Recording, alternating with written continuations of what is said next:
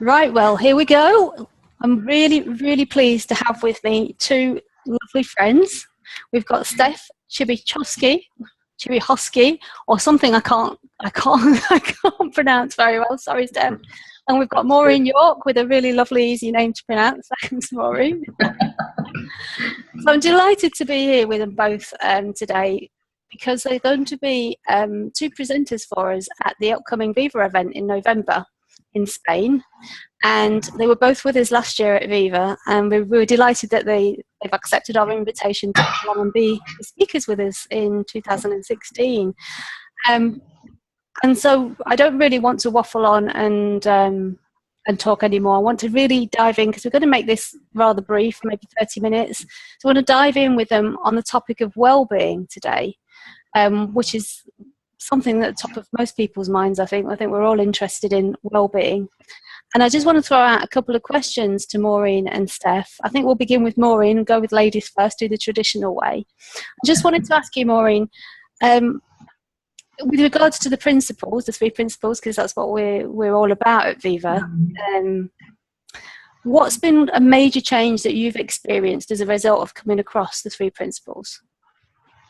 I think the biggest thing for me, if I give you my kind of bit of background,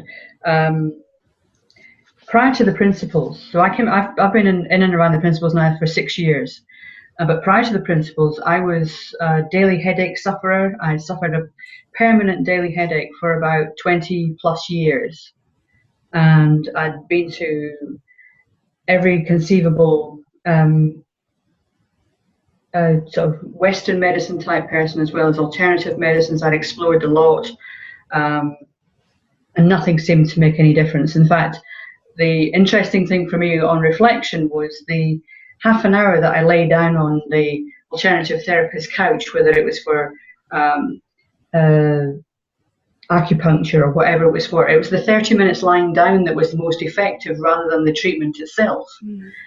But anyway, I pursued all of this for years, and 3 months after coming across the principles, I had this one day, I remember it vividly, it was a Friday, and I got to the end of the day and I hadn't taken any headache pills. And I thought, something wrong here. This isn't right, this is normal. So I thought, never mind. I've got a big event coming up the next day. I was running my first workshop on my own, and usually that would kind of create a level of stress or anxiety or concern. Got to the end of the workshop, no need for taking any headache pills. Something's seriously wrong here. This is not right at all. So this went on for 3 or 4 days, and I actually went to see I actually had a pre-existing appointment with a neurologist. And he was intrigued by this as well, but actually told me that it would take 28 days for all the toxins to clear out of my body. And I'm thinking, what? 28 days? You're kidding me, right? I couldn't conceive of not taking any medication for headaches for a whole month. Well, at this time when I was working with Jamie Smart, and we were doing what was called morning pages on a Ning website. So you were kind of just putting in your thoughts for the day.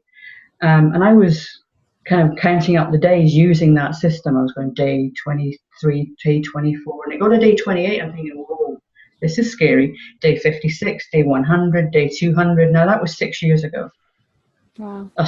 I didn't keep writing all the days, but that was 6 years ago. And I'm not saying I don't get headaches now, but I don't give them anywhere near the attention I was giving them before.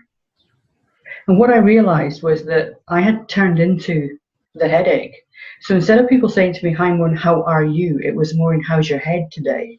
So the more attention I gave it, the more thought I gave it, the more real it became. And it was almost like a self-fulfilling prophecy that I would have a headache that day. I mean, there is a side line to this as well, which is that the more headache tablets that you take, they can create their own pain. So I never knew at any point whether I was in real pain or created pain. But the whole process here about thought and how that played a huge part in how I was feeling on a day-to-day basis was massive. And so the principles for me just pointed the way, as if to say, um, it's not, you're not the headache. The headache is just a symptom of what's going on outside of you, but actually you're okay. There's nothing wrong with you. You're not broken. You don't need fixing. And on some level, I tuned into that, and that was when I got the one day that I realised that actually I'd got to the end of the day, and there was no headache tablet required. But I wasn't thinking about I must stop taking headache tablets. There was no program that I had kind of created, or I wasn't working with a therapist or somebody to try and get me off the headache tablets. It just occurred as a natural thing. So for me, the biggest thing was actually just getting to that point. And that was just within 3 months of sitting and having an understanding of the principles. And that was very early days, because it was so new to me at that stage. That's amazing, isn't it? That is amazing. When I think back on it, it's like if somebody had told me that, I'd have gone, yeah, right, whatever. Nice idea, but ain't going to work for me. Yeah, but there was no, like I said, there was no preconceived plan to either reduce the amount of headache tablets I was taking or to come off them. It just occurred. I was just thinking that, Maureen. It wasn't you set out to get rid of the headaches. Oh. It's a byproduct of having some understanding. Absolutely. Yeah. Beautiful. Thank you for sharing that. That is a huge change, isn't it? Huge. It's massive for me. And yeah, I mean, my whole life was geared around, couldn't go anywhere without having at least 1 pack, if not 2 packs of some kind of headache medication. Continually seeing therapists of one shape or another, or GPs, and all of that is gone now. Massive. Brilliant. That's excellent. How about you, Steph? What's changed for you? That's I think in a similar way to Maureen. I before I came across the principles, well, for a long time, ever since I was, at primary school, I had a story. I had a lot of things that happened to me. I was bullied, and I had a difficult time, I guess, at school, and I remember being quite self-conscious at school, being very aware that I wasn't as good as everybody else, and it carried on into my adult life. It turned into what therapists would call low self-esteem, lack of confidence, and even clinical depression at one point. And it was all because I just didn't think I was good enough. I had this feeling that I was just faking it. I was just getting away with life. When people found out who I really was, then the game would be up, and disaster would happen. So I, as I say, I went to therapists, and they would say, okay, so low confidence, that's about, I don't know, 6 months worth of sessions, but low self-esteem, don't really think you're ever gonna, you might be able to make a dent in it. We might be able to make some progress, but it's not something that you can just kind of discard and get rid of. So I didn't really have an awful lot of hope, but when I began to get an understanding of the principles, and that would probably be, I don't know, about 4 years ago I came to it. I had a really, really interesting insight in that I saw instantly, in a moment, I saw low self-esteem as being made up. I saw that how I was approaching life from the perspective of low self-esteem meant that I would, I wouldn't go to this party, I wouldn't chat this girl up, I wouldn't go for that job. I just didn't engage in life, and I saw in this moment that low self-esteem does not exist outside of my head.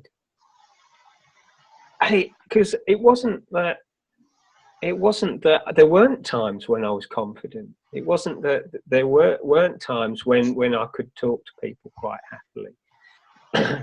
And it was such a revelation. But how that played out was even more interesting. And it's similar to Maureen's story, is that insight kind of just got deeper for me over a period of time. I really began to see where I'd been tripping myself up.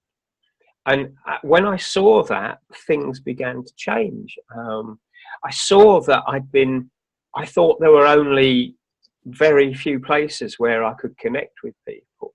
And I realized I was chasing that connection in only those places.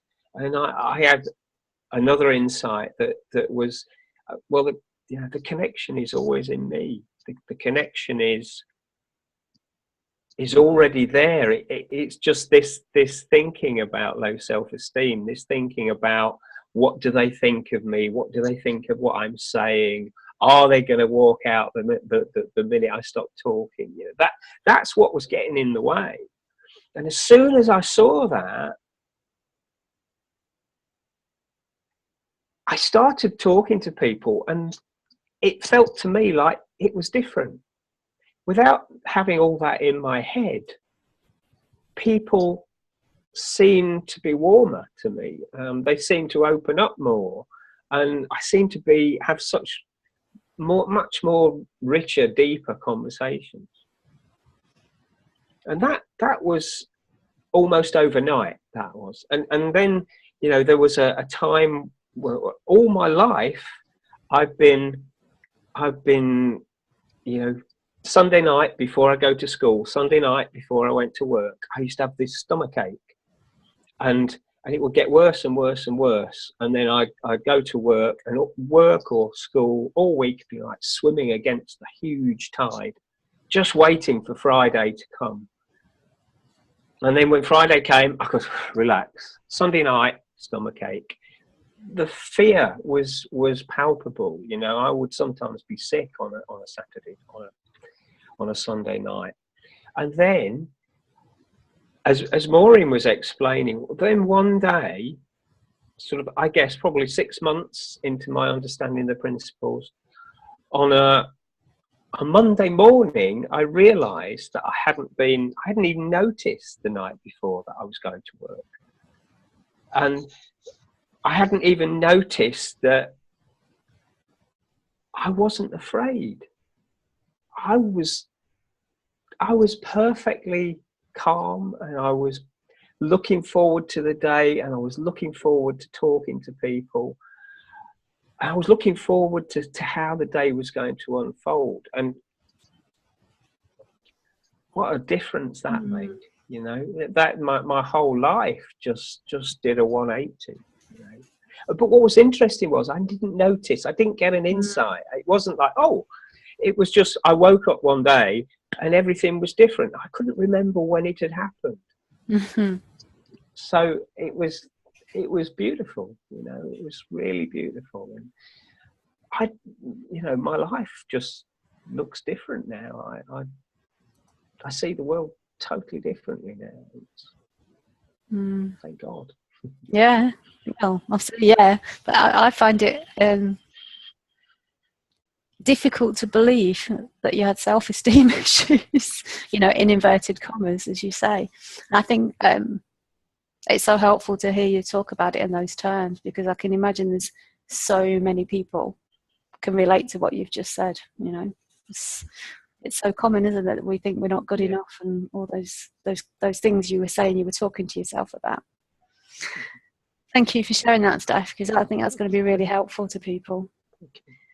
So my next question, you want to take this one, Maureen?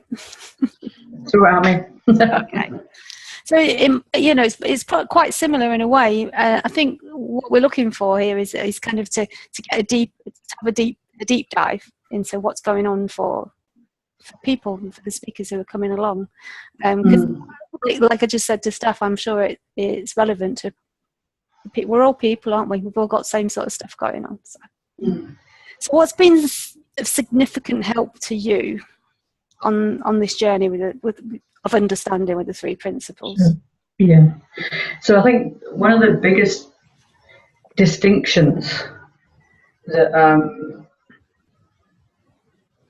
really, really helped me and continues to help me is I was getting caught up with this when I was first introduced to the principles. So we're talking about your well-being is innate. It's within you. And I'm going, but I was getting totally confused with well-being and being well. And I was thinking, well, this well-being being innate, yeah, that's all great, but I actually feel dreadful today. Where does that get me? And I just couldn't differentiate between the two things. I saw them as totally intertwined, and if I wasn't feeling well, if my being well wasn't great, then my well-being couldn't be great. And I couldn't dissect the two or separate the two. But when I wouldn't say I've never had one of these epiphany, massive insight things where people have this like flash of lightning and things. So I get kind of the trickle feed type of realizations or new thought. And when I had this realization, this new awareness that actually my well-being was within me, no matter how I was feeling, no matter what the weather was doing, no matter what was going on around me, my well-being was innate. It was complete. And when I managed to differentiate the two things in my head, that's when things started to really change and shift for me. And that's when working with clients and colleagues, I have explaining that to them has the biggest impact on them, because they too are still caught up in the outside-in way of living or way of being, and thinking that their well-being and their being well are totally intertwined when they're not at all. So for me was the biggest thing, and it's still here today. That is huge. I love that you shared that, because I hadn't really seen that before. That's brilliant. I love that, Maureen. Thank you. Yay. Well-being and being well. Well, as you know, that's been one of my challenges. Indeed. What about me, Steph? Your turn.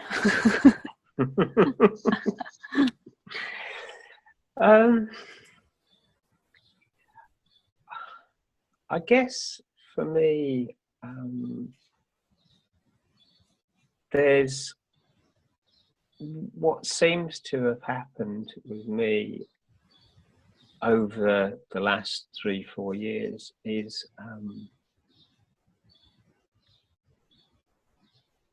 I think what's really helped me to be able to see my own well-being is to be in conversation, to be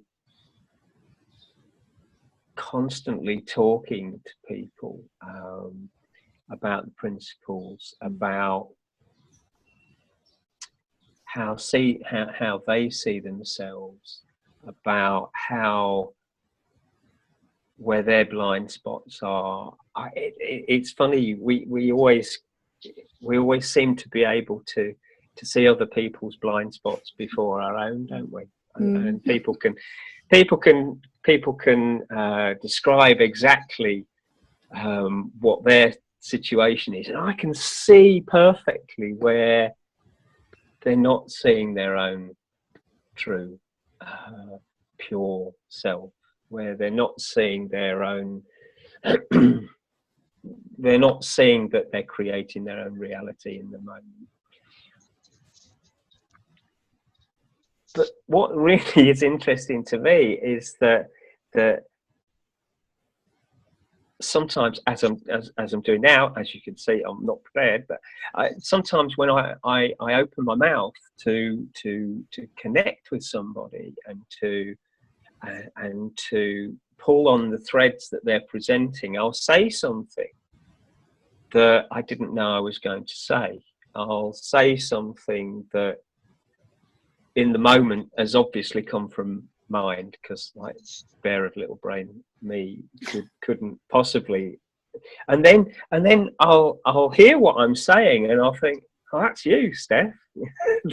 that's really powerful for you, and so I think for me it's a lot of it is about having the conversation, staying in the conversation, but being really, really trusting that mind is going to give me what I need, and give the other person what they need. And because when we allow enough space for mind to come and meet us, it always gives us what we need. And I am constantly in a state of gratitude for the people that I'm in contact with, and for these conversations, because I never know what I'm going to say. I never know. But sometimes what comes out of my mouth is just so helpful for me. It's all about me. So yeah, I think there's a growing trust in there that if I can just fall open for long enough to allow space to come in, then mind comes in, always gives me what I need, always. And that is such a help. Such a help.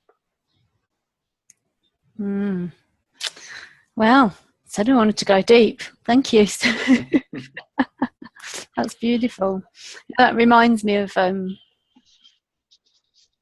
of, talking about mind showing up and not knowing what you're going to say, and it kind of reminds me of Viva in a way, that we're creating that environment where people can just relax and be themselves, and who knows what's going to show up. And I think that's the beauty of it, that I had a bit of an insight, or not an insight, thought about it being a bit like a playground. It's a playground for people to it's not like a conference where you've got to learn something, or like going to school or something. It's like, no, it's the opposite. This is come, be yourself, relax.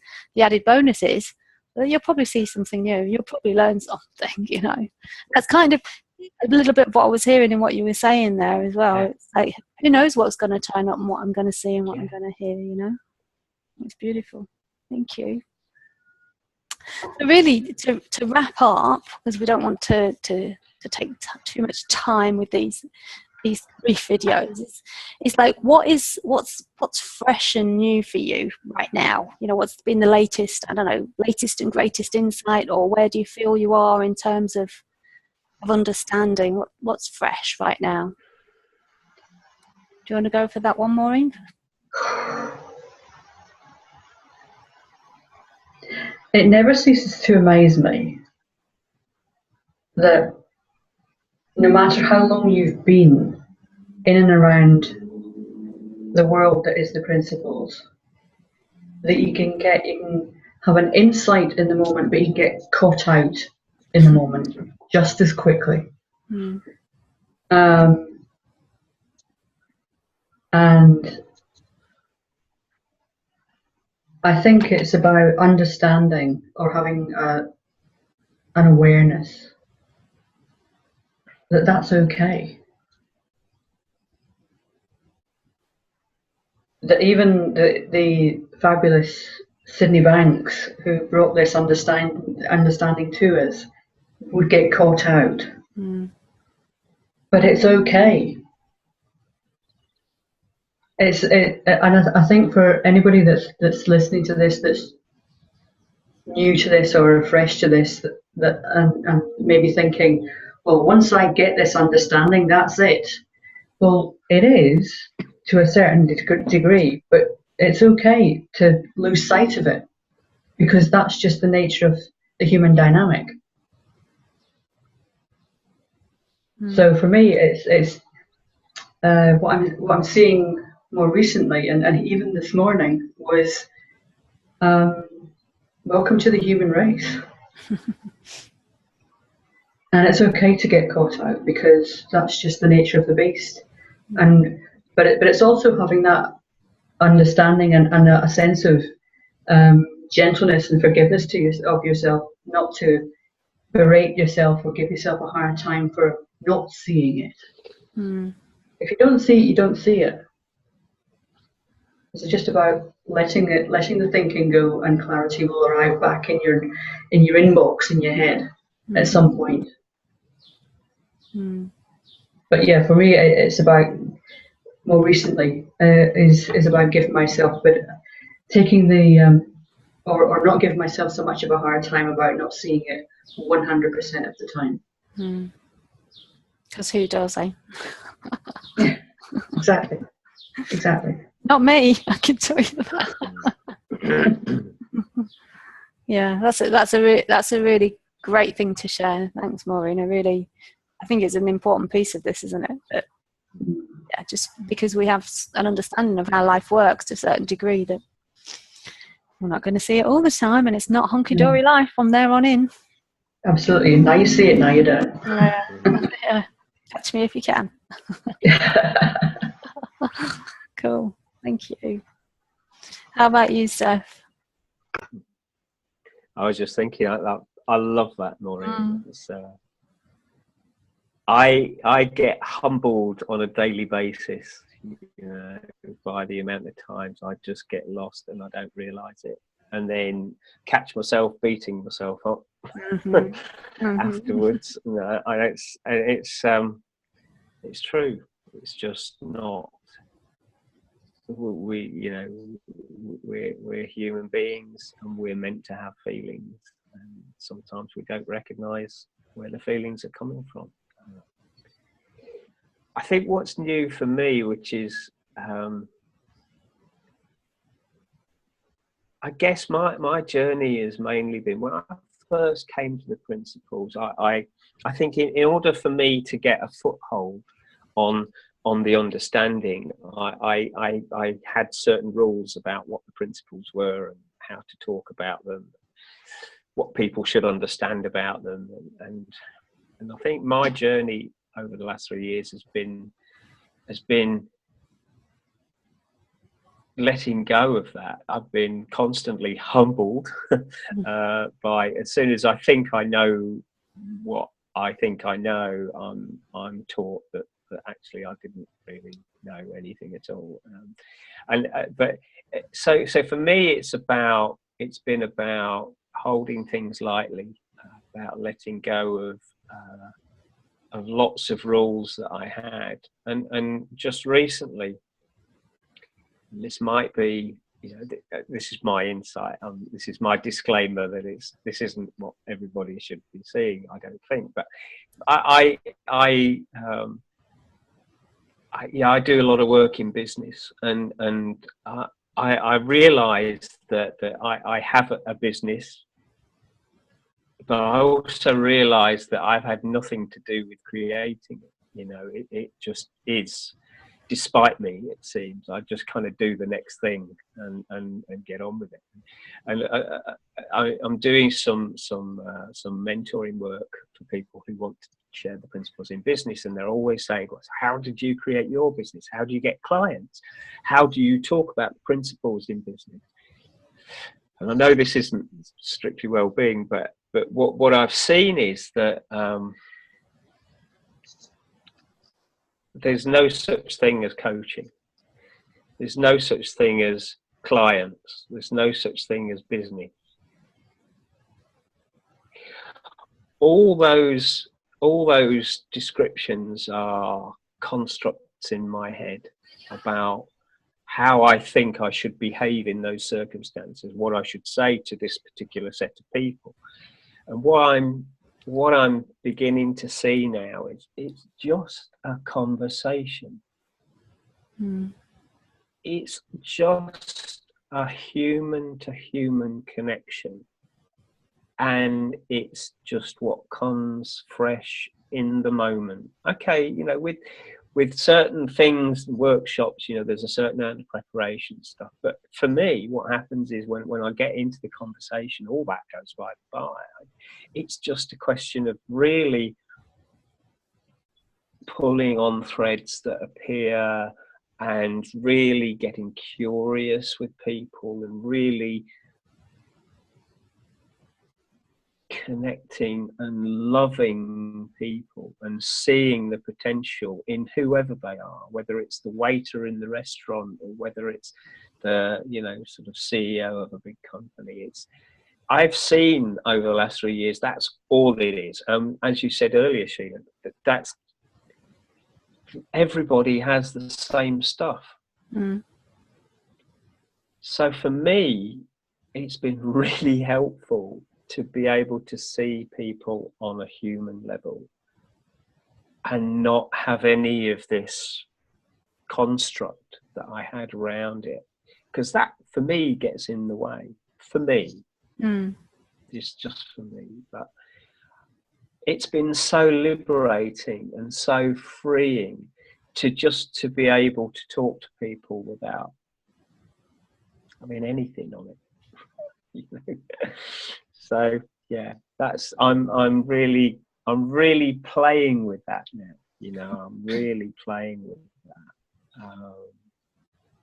And there's a feeling as well that you know, when I saw this a little while ago, I was talking to somebody that I wasn't sure what they were going to be saying, and I wasn't sure how they were going to, and I for an instant I got a sense that I was talking to myself. And I thought about that afterwards and was thinking, well, I'm talking to myself. If anybody I ever talk to, I'm just talking to myself. I can play so much with that. It's just a playground. There's nothing. There's nothing to fear. There's nothing to do. There's no outcome to get. It's just having a dance. So yeah, that's probably gone off piste a little bit, but that's what I'm seeing, and I'm really enjoying that at the moment. Can tell. I think that came through loud and clear. I love the playfulness of what you've just shared. It's beautiful. Yeah, a playground metaphor came up for me while you were talking again. Yeah, it's gorgeous. Thank you so much to both of you for coming and joining me for this quick conversation. And for coming to Viva for us. So if anybody's interested and they want to find out more, they can find out more at the Viva website, which is thevivaevent.com. Tickets are available there. And if you want to find out more about Steph and Maureen, you'll find them on our speakers page with their official bios and their contact details if you want to contact them and speak to them before Viva, because that's totally possible too, I'm sure. So thank you again, and see you soon, I hope. Yeah. Pleasure. Cheers, Thank Sheila. you. Bye Thank for you, now. Sheila. Thank you, Maureen. Cheers. Bye. Bye.